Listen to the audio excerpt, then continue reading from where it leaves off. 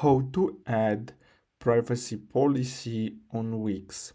So what you're gonna have to do is simply click on page at the top and then simply click on manage pages.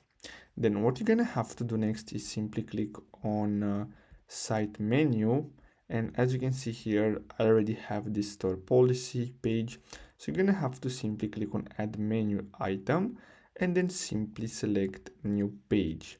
Then what you're gonna have to do next is simply, so if you want to, you can simply use a template. So as you can see here you have different templates, then here you have the landing page general. So as you can see here, if you scroll down you can simply choose any of these, but I suggest to go with blank page.